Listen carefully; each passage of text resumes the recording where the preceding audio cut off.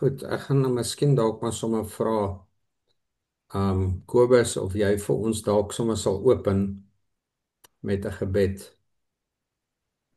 En riep pastoor reg, maar kan julle my hoor? Ons hoor jou, ja. Voortgetrouwe, almagtige God, Vader, Seun en Heilige Gees, ons kom vanaand na U toe. En ons sê vir U dankie vir die geleentheid wat ons het om weer dieper in U woord te gaan delf. Here, ek wil Vader dat U vir elkeen van ons 'n geopende oor en 'n geopende hart sal gee. Here, en dat ons seënige pastoor wat dit aanbied en ons glo ons gaan verryk en geseën gaan word daardeur. Ek bid dit in Jesus naam alleen. Amen. Amen. Baie dankie, Kobus. Ek waardeer dit regtig uit my hart uit. Nou, kom ons begin by Openbaring 9 vers 1 tot 12 en ons praat vanaand oor die vyfde engel wat op sy trompet gaan blaas. So, 'n baie interessante gedeelte ook. Ek gaan net gou-gou ietsie doen hierso. Uh, ja, daar's 'n baie interessante gedeelte. So kom ons begin. Ek wil miskien ook net 'n paar dinge sê dat voor ek vir julle lees, dan gaan ek reg deur lees en dan gaan ek sommer al die besprekings aan die einde doen. Nou in hierdie gedeelte fokus Johannes op die vyfde trompet en dit is baie duidelik dat Johannes baie meer tyd spandeer om die laaste twee trompette te beskryf as wat hy byvoorbeeld in die vorige vier trompette spandeer het. En ek dink 'n mens kan miskien dalk daarna kyk en ons kan sê dit is as gevolg van die belangrikheid van hierdie laaste trompette. So die vyfde trompet begin, die storie begin waar ons nou die bodemlose put sien oopgaan. En dan sien ons die beeld wat Johannes hier beskryf van hierdie springkaan gedrogte wat dan nou tevoorskyn kom uit hierdie put uit. En dan is dit duidelik uit die teks uit dat hulle 'n opdrag het om mense nie dood te maak nie, maar om hulle te pynig vir 5 maande lank. En die vraag wat 'n mens miskien dalk heel in die begin kan vra, nou maar goed, wie is hulle teiken? En hierdie gedeelte is baie duidelik daarmee ook en sê dat die teiken van hierdie sprinkane is die mense wat nie die merk van God op hulle het nie. Dis die teiken. So die mense wat die goddelose mense, die sondaars, die wat Christus verwerp, hulle is die teiken van hierdie geweldige angswekkende belewenis. Presies wat dit is en hoe dit gaan gebeur, weet ons nie, maar dit is baie beslis van groot belang. So kom ons kyk na hierdie gedeelte en dan lees ons dit sommer saam. Ek gaan vinnig vir ons lees. Daarna het die vyfde engel op sy trompet geblaas. Ek het gekyk hoe 'n ster van die hemel af op die aarde val. En die sleutel, dis baie belangrik om dit te onthou, en die sleutel van die bodem en na die tonnel, na die bodemlose put is aan hom gegee. Hy het toe die tonnel na die bodemlose put oopgesluit en daar het rook uit die tonnel uit opgewarrel, soos die rook uit 'n groot smeltoond. Die son en die ligruim is deur die rook van die tonnel verduister. Uit die rook het sprinkane oor die aarde heen geswerm. Hulle is toegelaat om dieselfde vermoë te hê as skorpioene. Hulle is aangesê om nie die gras op die aarde of enige plant of boom te beskadig nie, maar net die mense leed aan te doen wat nie die seelmerk van God op hulle voorkoppe het nie. Hulle is uitdruklik aangesê om nie die mense dood te maak nie, maar om hulle wel 5 maande lank te folter. Hulle foltering was soos die brandpyn wanneer 'n skorpioen jou steek. Gedurende daardie dae sal die mense dit verkies om liewer dood te gaan, maar dit sal nie met hulle gebeur nie. Hulle sal begeer om dood te gaan, maar die dood sal hulle ontwyk.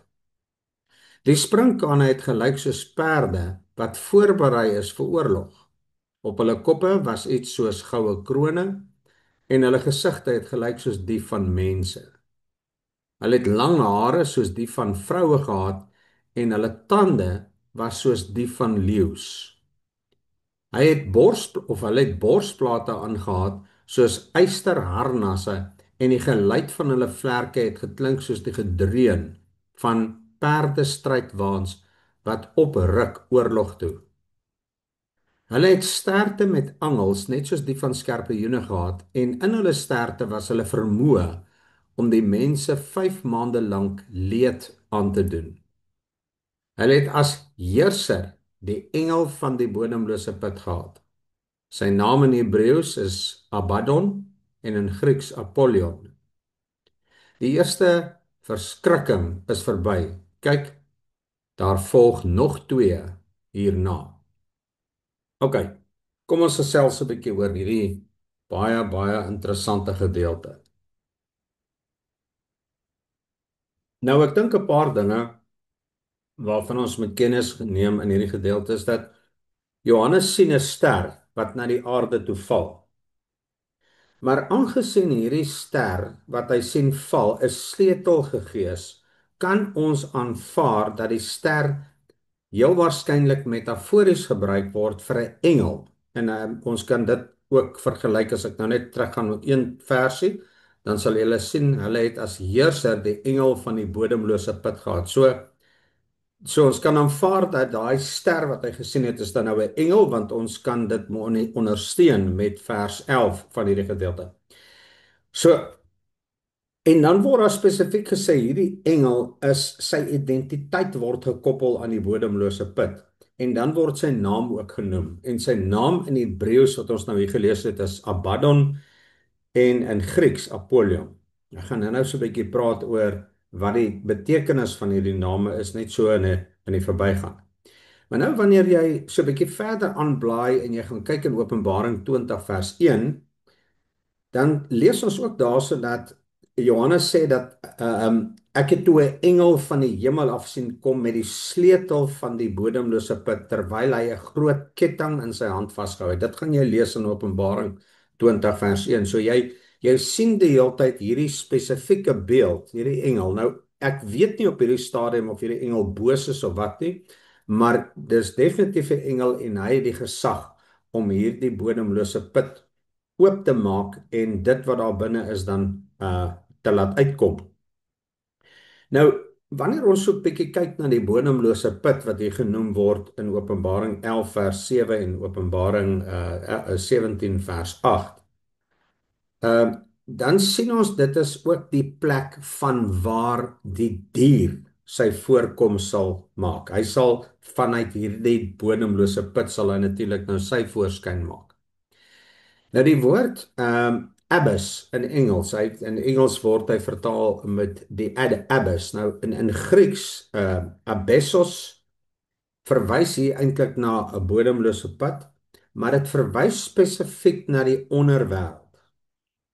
Nou wanneer 'n mens so 'n bietjie hierdie woord gaan ontleed, die abyss, die bodemlose put, dan gaan jy sien dat dit is iets soos 'n tronk, soos 'n gevangenis, 'n onderaardse diepte, 'n onderwêreld waar demone en goeters lyk vir my gehou word. Nou, dit kan ons sê volgens Lukas 8 vers 31, 2 Petrus 2 vers 4 en Judas 6. Nou, julle kan gerus daai gedeelte lees waar hy praat van die onderwêreld of die onderaardse diepte, maar al die goed is lyk vir my verwys na dieselfde afkoms.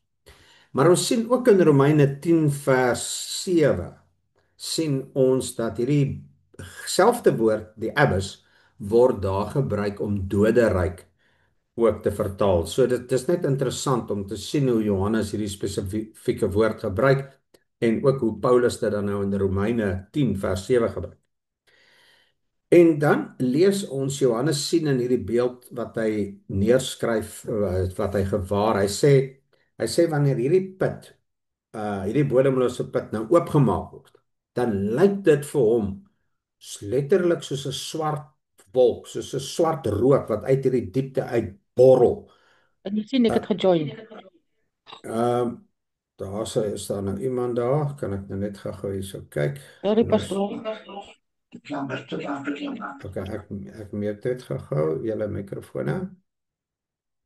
Goed. Nou sê welkom aan almal wat nou ingeskakel het. Lekker om julle hier te hê. Goed. So so wanneer hierdie bodemlose put dan nou oopgaan, dan is dit asof Johannes hy sien hierdie rookwolk wat opkom. Nou dit kan dalk fisiese rook wees, dis dalk metafories, maar dit kan dalk simbolies wees die hoeveelheid van hierdie sprinkaanagtige skorpioen gedrogte wat letterlik soos 'n swerm uit hierdie ding uitkom, maar Johannes sien dit borrel uit soos rook. En dan sien hy hierdie perdagtige sprinkaan gedrogte wat oor die aarde losgelaat word. Nou ons gaan nou 'n bietjie praat oor wat dit moontlik kan wees. Nou ek dink as 'n mens so 'n bietjie terugdraai deur die Bybel, dan gaan jy sien dat die Jode het sprinkaanpla leer ken as een van die onbeskryflikste verwoestende pla wat jou landerye kan tref, is sprinkane.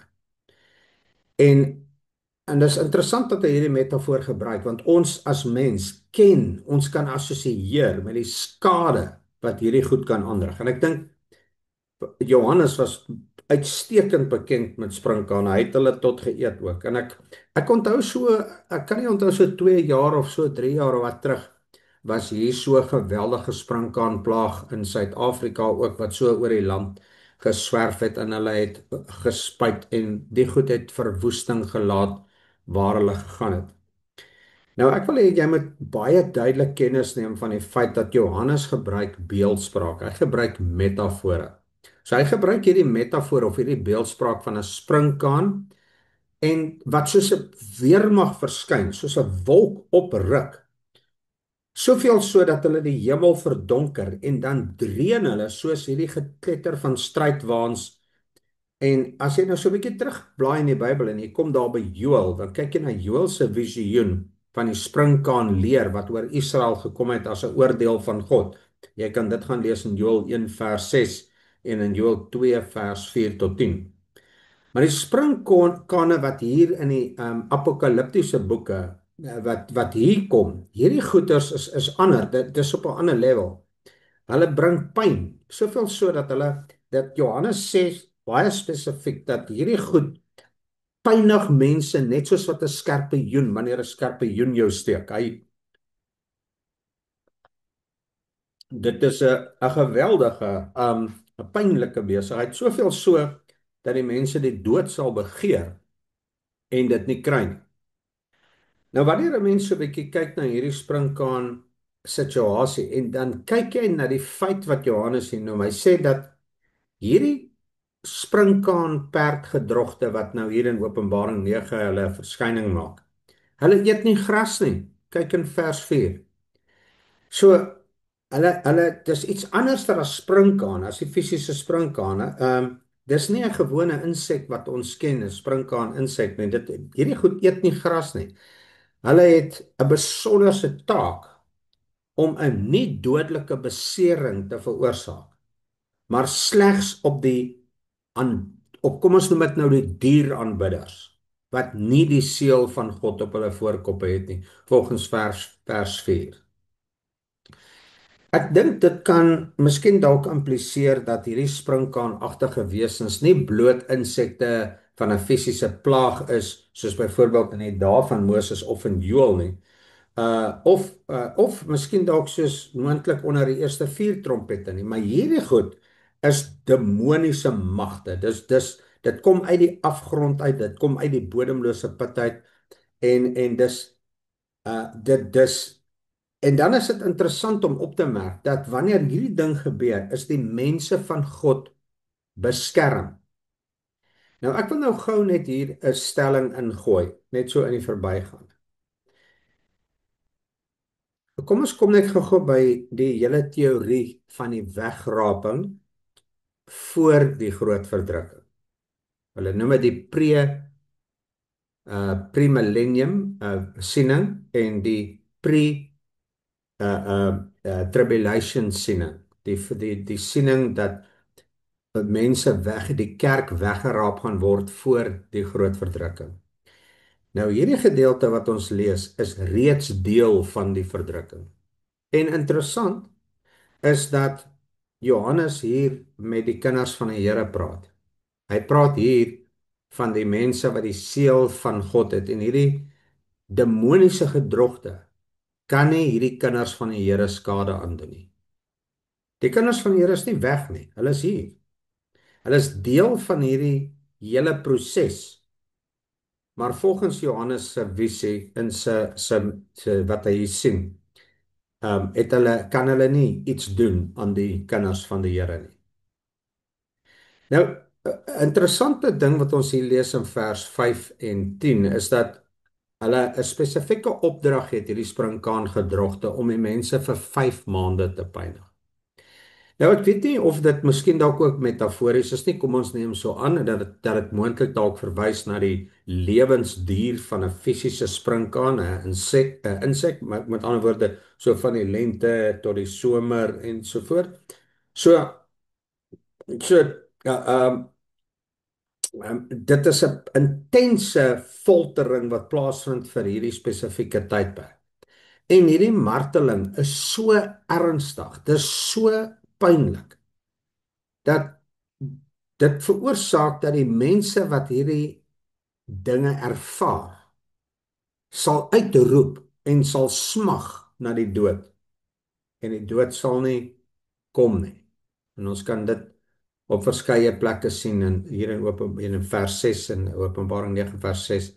Jy kan dit lees in Job 3 vers 21, Jeremia 8 vers 3, Hosea 10 vers 8 en daar sekerlik nog 'n paar ander verse ook. Nou, wat vir my baie opvallend is in hierdie gedeelte is dat Johannes beskryf hierdie sprinkane as 'n weermag van dis amper soos berede troepe wat gereed is vir 'n aanval. Volgens vers 7, Openbaring 9 vers 7. En dan sê Johannes, hy sê hierdie goed het interessante koppe. Nou, net voor ek aangaan, wil ek hê jy moet oplet hoe in watter detail Johannes beskryf wat hy hier sien. Hy staan letterlik by elke deel van hierdie sprinkaan gedrogding stil en hy probeer beelde uit sy bekende omgewing uitvat om te verduidelik wat hy hier sien. Hy sê hierdie goed se koppe. Hulle het 'n kop soos 'n sprinkaan, maar dit lyk soos perdekoppe. Hy sê dat hulle het iets op hulle koppe wat lyk soos goue krone. Maar dit is nie goue krone nie, dit lyk soos goue krone, maar hy sê hulle het dit op hulle koppe en dan sien ons dat hulle hierdie borsplate aan het. Miskien ook so 'n geel-groen kleur, hierdie borste metaal ding wat hulle aan het. En wat hy ook sien is interessant is dat hierdie goed half die gestalte van 'n mens gesig het. So dit is baie duidelik iets totaal en al onnatuurliks, dis dalk totaal en al demonies definitief wat hy hier gewaar. En wat Johannes doen is hy probeer beelde uit sy bekende omgewing uitvat. Sprinkane, perde, ruiters, borsharnasse, perde wat hardloop, al die dinge wat hy gebruik is aspekte waarmee hy baie goed bekend is. So wat hy nou hier sien is vir hom so verbuisterend dat hy gaan soek in sy bekende wêreld, in sy leefwêreld, gaan soek hy metafore, hy soek beelde wat hy kan gebruik om iets te beskryf wat hy nog nooit in sy lewe gesien het. Hy sê hulle hare, dit lyk soos lang hare wat hulle het. Dit lyk soos die hare van vroue. En en dan sê hulle amper soos leeutande. Dit dui op 'n verskriklike verwoesting wat hulle kan bring. Maar jy kan maar 'n bietjie gaan kyk daar in Joël 1 vers 6 en 7 ook. Johannes gaan aan. Hy praat van hierdie ysterborsplate. Moontlik verwys dit na 'n tipe van 'n skibbe, want ek dink as ek reg kon onthou as jy hierdie woord vertaal is dit so skibbe. Nou destyds het hulle wanneer jy kom ons noem dit nou maar metaalklere aangetrek het soos wat soos wat Saul gehad het. Dan is dit so skubbe uit sulke laag wat sodat jy kan maklik beweeg in hierdie ding. En ek dink dit is die tipe borsplaat waarna hy verwys. Dis soos hulle, ek dink hulle noem dit 'n kiras. Dis gemaak van metaalplate wat so oorvleuel met mekaar en wat so oor die bors en die arms en so aan hang sodat jy nog steeds lekker buigbaar kan wees en beweegbaar kan wees. En hierdie goed word dan bande van staal so bymekaar gehou oor die skouers en dis meer. Nou ek dink dit lyk soos iets soos dit wat Johannes hierso beskryf. Maar dan sê hy iets, hy sê hierdie goed kom uit daai bodemlose put uit en hulle dreun. Hulle klink nie so sprinkane nie. Mense, hierdie goed, hy sê hier is nie sprinkane nie. Hierdie goed, dit klink so strydwaans wat 'n oorlog binne hardloop. Hy sê dit is 'n geweldige geluid wat jy hoor. Dis hierdie oordonderende oorlogstrydwaans wat 'n oorlogveld binne storm. Dis 'n krag wat hy gebruik, die woorde wat hy gebruik om te probeer verduidelik wat hy hierso sien.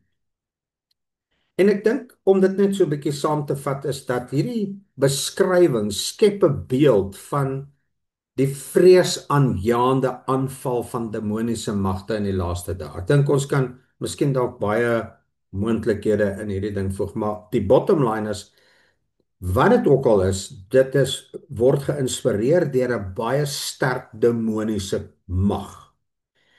En daarom word hulle leier in Hebreëus Abaddon en in Grieks Apollyon genoem.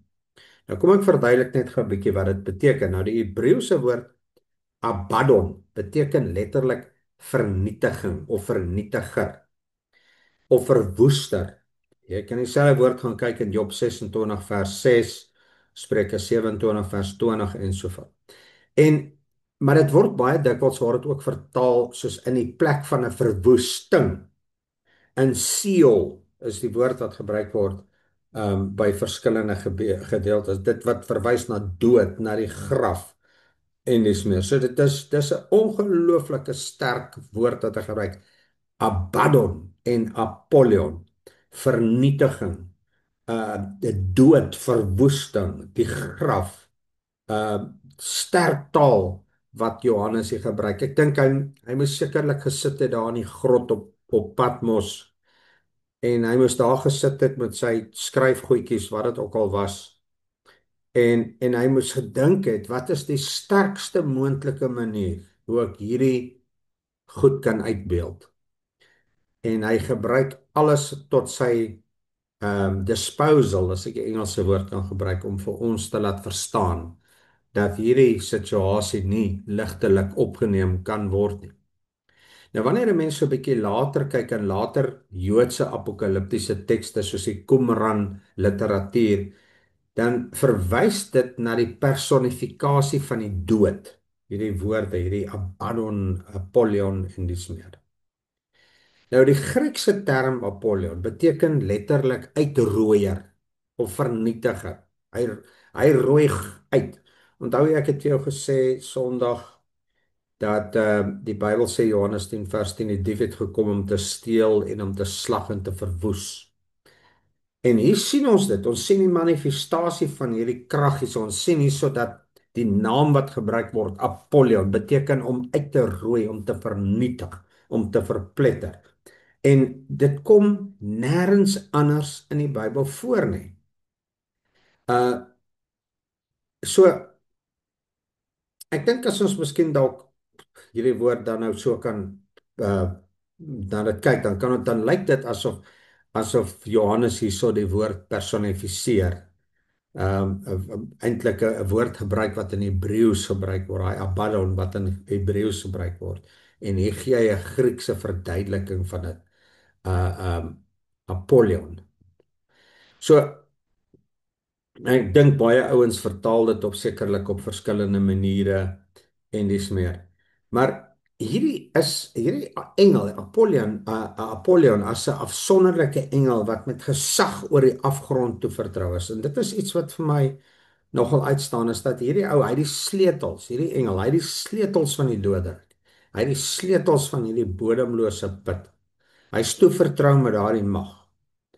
En dan sien ons dat daar sommige ouens wat nou Apollyon probeer koppel het met die Griekse god Apollo, wat in sommige Griekse tekste van Openbaring met die sprinkane verbind kan word, of met ander Griekse Romeinse godhede probeer hulle die sprinkane identifiseer, maar daai verduidelikings was nog nooit regtig baie suksesvol nie.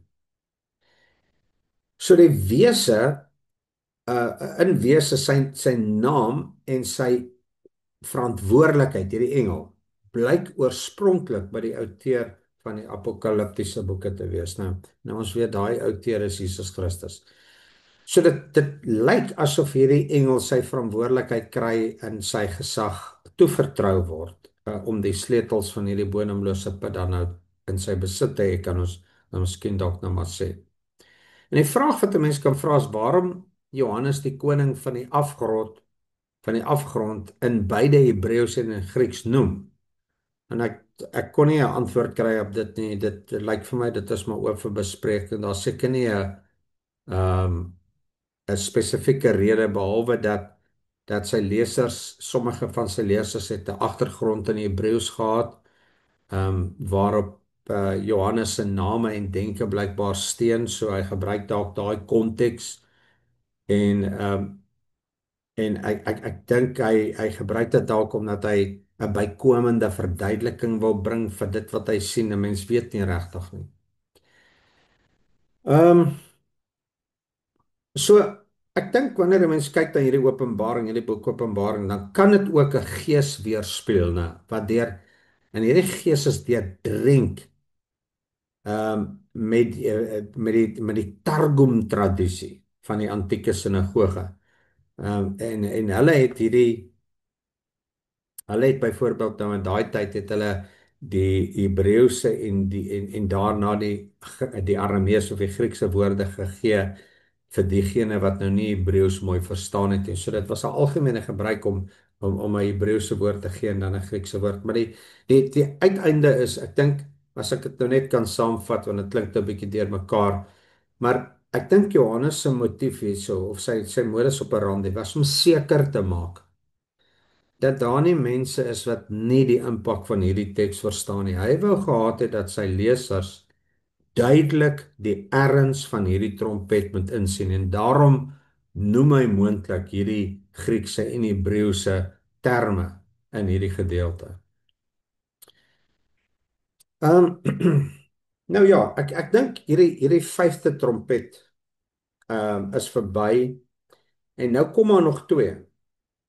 En ons lees nou en ons verstaan dat hierdie twee wat nou kom is regtig nie iets om ligtelik op te neem nie. En dit gaan 'n geweldige katastrofe wees. En ek dink ek wil net daar stop met hierdie verduideliking van hierdie teks spesifiek. Nou laat my toe om 'n paar opmerkings te maak rondom hierdie gedeelte. En wat ek vir jou nou gaan sê, wil ek nie 'n teologie maak nie. Ek wil vir jou vra om daarna te kyk as 'n moontlikheid. Nou kom ons veronderstel net. Ons lewe mos nou in die tyd van artificial intelligence, ons lewe in 'n moderne tyd.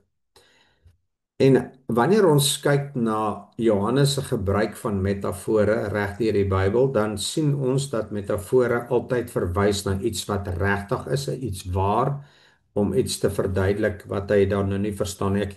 Ek het al vir julle verduidelik, jy het 'n ek noem dit nou maar in Engels, jy het 'n bron. 'n metafoor het altyd hierdie twee komponente. Jy het 'n bronteiken en dan het jy 'n teiken. In Engels praat ons van die ehm jy het 'n target value en dan het jy 'n source value. Nou met ander woorde, die target value, as jy hierdie metafoor wil gebruik, met ander woorde, ek wil byvoorbeeld Jesus verduidelik. Dis my teiken, dis die doel wat ek wil bereik. Nou hoe doen Johannes dit? Hy gaan kyk nou na sy bron en hy gaan kyk na 'n lammetjie. En dan sal hy sê Jesus is die lam van God. So hy gebruik iets uit sy bekende wêreld uit om iets te verduidelik waarvoor hy nie ander woorde het nie. Dis iets wat hy nie ken nie. En daar's verskeie sulke voorbeelde hoe metafore in die Bybel gebruik word. Maar in elke metafoor is daar altyd 'n bron en daar's altyd 'n teken. So ek haal die inligting van iewers af en ek wend dit aan tot iets wat ek probeer verduidelik. Nou in Johannes se geval, in Johannes 9, probeer hy vir ons verduidelik hoe lyk hierdie sprinkane. Nou dink gou vir 'n oomblik. Kom ons veronderstel net. En asseblief, ehm luister, dit is my voorstel. Kom ons veronderstel Johannes sien moontlik iets soos 'n vyhandige eie tydse of moderne tipe drone. Kom ons kyk net vir 'n oomblik daar. Nou in sy tyd, kan jy nou indink hy droom nou 'n droom oor 'n drone. Hoe op aarde gaan Johannes met sy eerste eeuse Griekse en Hebreëse konteks in sy lewe verstaan wat se dinge drone is byvoorbeeld? Maar wat doen Johannes? Hy gaan kyk na alles wat hy ken. Hy ken sprinkane, hy ken perde, hy ken borsharnasse, hy ken lang hare, hy weet hoe lyk mense gesigte. Hy weet hoe klink dit wanneer perde in die oorlog inhardloop. Hy verstaan daai vreesaanjaende gevoel wat jy kry wanneer jy daarna kyk. So dis die goed wat hy ken. En dan vat hy al hierdie goed uit sy bekende wêreld uit. En hy wend dit alles aan om te probeer verduidelik wat hy sien. En die vraag is natuurlik, is dit moontlik dat hy dalk iets kon sien van een of ander vyhandige drone wat ons dalk in die toekoms mee te doen gaan kry? Ek weet nie. Goed wat facial recognition het, so hulle kan op een of ander manier kan hulle identifiseer wie gepynig word en wie nie. Hierdie goeters het borsharnasse, hulle het metaalborste, hulle het blink krone op hulle koppe en dan hulle vlerke klink soos perde wat hardloop. Dit klink nie soos gewone sprinkane nie. Hulle het snaakse tipe sterte aan hulle wat mense pynig. So dit is net interessant as ek nou my agtergrond in die tegnologie intrek en ek kyk hierna, dan dink ek dit is net 'n moontlikheid waaraan 'n mens kan dink. So ja, ek dink dit is nou wat dit betref. En dan wil ek miskien dalk nou, kom ons stop. Ek wil net gehoor of een van julle 'n vraag het en dan wil ek net ietsie sê oor hierdie hele wegraping ding wat nou hier rond te doen. Enige vragies van julle kant af, julle is gewelkom om te unmute en te vra.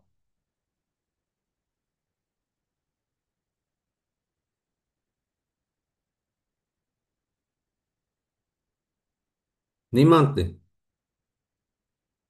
Niemand 'n vraagie nie. Nou maar goed. As jy 'n vraagie het wat opduik, praat gerus. Of as jy 'n opinie het, as jy welkom om jou opinie te lig. Ek wil net vir julle sê rondom die hele ding wat mense nou doen met hierdie wegraping storie wat nou die rond te doen. Daar is soveel video's wat nou omgaan op Facebook, op Instagram, op YouTube en wie weet waar oral, waar mense voorspellings maak dat dat die wegraping gaan plaasvind die 23ste of die 24ste, want daar's 'n dag verskil tussen verskeie lande en sommige lande dalk 3 dae verskil. Die tydsones verskil nou.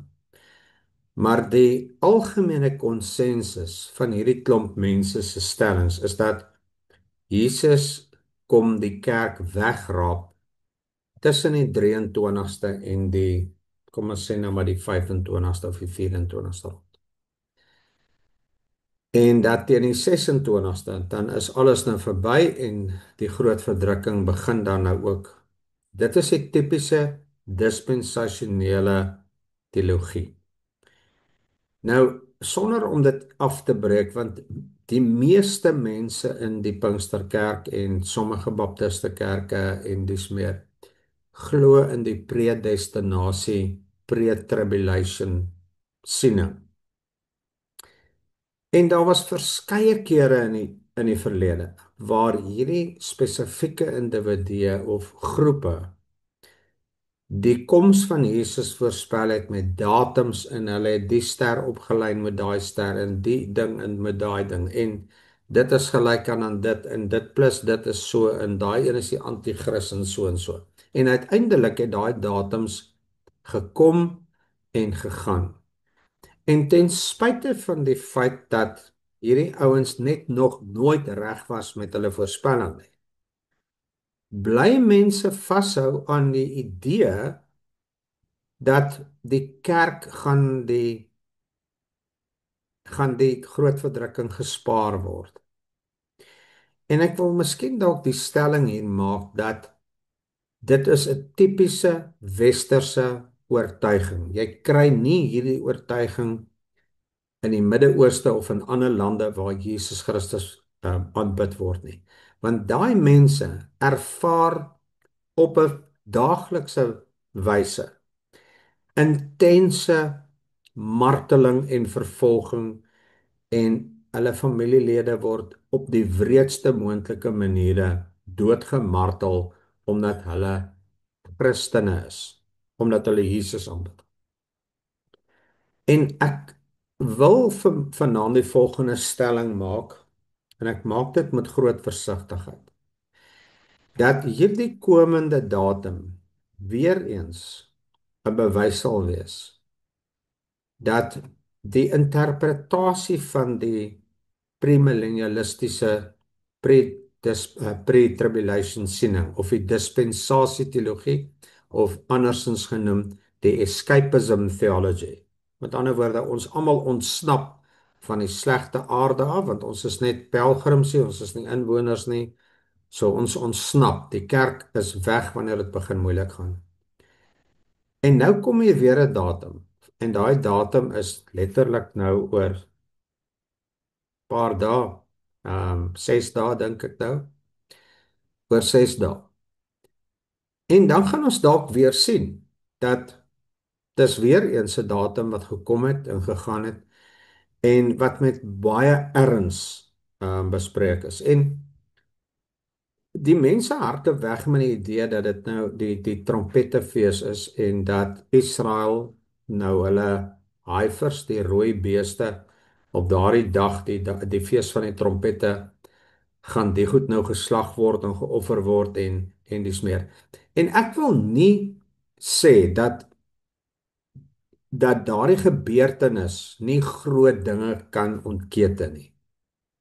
Ek dink dit kan absoluut en die Ou Testament is vol bewyse dat daar dikwels met die feeste van die Jode gepaard gegaan het met byvoorbeeld die koms van Jesus, die geboorte van Jesus, die vervolging en die kruisiging van Jesus, die opstanding van Jesus, al daai goed het verband gehou met een of ander Joodse fees. En ek dink 'n mens kan verstaan waarom hierdie ouens die afleidings maak. Maar die Joodse kalender wat ons vandag het en die Joodse kalender van die Ou Testament, daai is nie dieselfde ding nie. So my stelling is net sonder dat ek myself wil uitgee as 'n kenner op hierdie gebied, maak ek die volgende voorstel. Lewe elke dag asof dit jou laaste dag is. Jesus kan nou kom. Hy kan oor 'n uur kom, hy kan môre kom, hy kan dalk volgende jaar kom, dalk oor 10 jaar, dalk oor 100 jaar. Wat maak dit saak wanneer hy kom? Wat saak maak is nie die koms van Jesus nie. Wat saak maak is jou verhouding met Jesus Christus. As jy 'n verhouding het met Christus en as die Heilige Gees in jou hart werk en jy het 'n intieme verhouding met Jesus Christus, maak dit nie saak wanneer wat gebeur nie.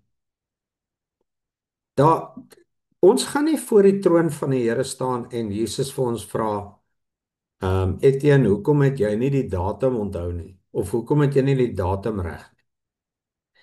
Ek gaan daar staan en daar's net een ding waarop ek geoordeel gaan word en dit is my verhouding met Christus. Het jy Jesus in jou lewe of nie? En wanneer jy Christus in jou lewe het, dan sal jy kan staande bly, net soos wat elke apostel deur intense vervolging en marteling staande gebly het, sal jy kan staande bly tot die einde toe. So, ek voel dat dit 'n gevaarlike speletjie is waarmee baie mense, ek weet nou Dani Botha is baie passievol hieroor en ek moet ook sê ek waardeer sy passie. Ek waardeer dit dat hy met soveel erns en met soveel uh entoesiasme hierdie ding druk. En die dringendheid en ek kan sien dat hy opreg uit sy hart uit 'n oproep maak tot mense om tot bekering te kom. En ek wil nie so ver gaan soos wat Roy Strauss en ander dalk nou gaan om vir Dani nou 'n valse profeet te noem en al die dinge nie. Dani het net 'n spesifieke interpretasiemodel weet en hy glo hand en tand aan dit. Maar dis nie te sê dat hy reg is nie. Dis ook nie te sê dat hy verkeerd is nie. Maar ek dink die belangrikste ding is jou verhouding met Christus en wanneer die vervolging kom en dit gaan kom. En die kerk was oor die jare heen was die Christene nog nooit vervolging, verdrukking gespaar nie. Hulle was vervolg op die mees wrede maniere. Gemartel en verneder op die mees moontlike slegste maniere. Dit het nog altyd gebeur. Hoekom dink ons in die Weste dat ons so spesiaal is dat die Here ons gaan wegvoer op 'n wolk en ons al die seer kry en goed spaar en dan kom ons weer na 7 jaar terug saam met hom om die Jode te kom haal. Dit is net vir my 'n vreemde onvoldoende interpretasie van die realiteit. So sonder om in daai debat in te gaan op hierdie oomblik, wil ek afsluit met die volgende stelling. Fokus op jou verhouding met Jesus. Dan maak dit nie saak of hy nou kom en of ek en jy vervolg word en wat moet ons gebeur? Al wat saak maak is jou verhouding met Jesus Christus aan die einde van die dag. Jy kan al die dinge vergeet, maar daai een ding, jou lewe moet getuig daarvan. En ek dink as ons dit doen, dan kan ek rustig gaan slaap. Ek hoef nie opgejaag te wees op die 22ste of die 23ste in soos party mense gaan nou so ver, hulle verkoop hulle huise, hulle verkoop hulle verkoop hulle besighede. Ek weet nie hoekom verkoop hulle die goed nie. Gee dit net weg. Ek meen of wat ook al. Maar maar ja, ek dink die kort van die lank is net dat hier kom nou nog 'n bewys nader dat daardie interpretasie onvoldoende is.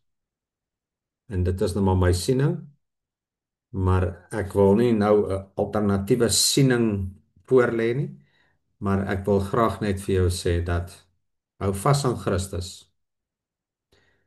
Dis die bottom line. En daarmee sluit ek af. OK, enigiemand wat ietsie wil sê dalk, bydra, dat bydra wil maak, enige iemand, julle is welkom. Nou maar goed, dan gaan ons daarse afsluit. Ek gaan dan nou vra dat ek gaan vra oom Ferdi, kan ek vir oom vra om vir ons af te sluit met 'n gebed vanaand asseblief. Reg so, pastoor. Dankie oom. Vader, baie dankie vir die voorreg wat ons in hierdie aand het om weer om u woord te kon gesit het. Here, om meer van u te leer. Dankie vir pastoor Etienne dat U vir hom die wysheid en die leiding en die insig gee deur die Heilige Gees om dit aan ons ook oor te dra, Here, sodat ons dit beter kan verstaan. En Vader, dit is dit is U wil dat elke een van ons in U voetspore sal volg om gereed te wees, Here. U sê in die woord ons moet strewe na heiligmaking, Mm. dat ons elke dag sal strewe na heiligmaking, want U sê in die woord sonder heiligmaking is dit onmoontlik om in die koninkryk van God in te gaan. Dankie om te weet dat U is getrou en U is regverdig, Here, om ons te versterk, om ons te Ja. beskerm en te bewaar teen die aanslag van Satan. Mm. Want Here, met al hierdie valse leuns en mense wat hulle eie opinies het, Hemel Vader, U sê in die woord dat is net die Vader alleen weet wanneer die Seun, wanneer Jesus Christus kom om die bruid te kom haal. Mm. Selfs nie hy self weet dit nie eers nie. Maar dankie Here dat ons nie ons ore hoef uit te leen nie, maar dat ons kan staan op die woord en dat ons maar net dit kan Mm. oordra wat die Mm. Heilige Gees aan ons Yes, bekend Lord. maak. En ons sê vir U baie dankie Mm. daarvoor vir hierdie aand. En dankie dat U met Mm. ons elke een sal beskerm en bewaar in hierdie donker nag. Mm. En ons prys U heilige naam. Amen. Amen. Ek wil miskien ook net so ter afsluiting net as ietsie 'n stelling maak. En dit is dat jy weet as 'n ou nou 'n datum maak en jy maak so 'n verskriklike storie daarvan en dit gebeur nie soos wat jy gesê het nie, dan doen dit skade aan die beeld van die kerk, dit doen skade aan die reputasie van die bruid van Jesus Christus. En dan na so 'n teleurstelling is dit baie moeiliker om mense dan weer te oortuig om te glo en te vertrou dat die kerk in die regte rigting op pad is. En daarom dink ek dit is vir my 'n bietjie onverantwoordelik om vas te hou aan datums en tye en dinge. Leef jou lewe sodat dit 'n glimlag op Jesus se gesig sit en dan is niks anders 'n probleem nie. Die Here seën vir julle. Julle moet 'n Ja, lekker aand hê. dankie. Baie dankie, lekker slaap.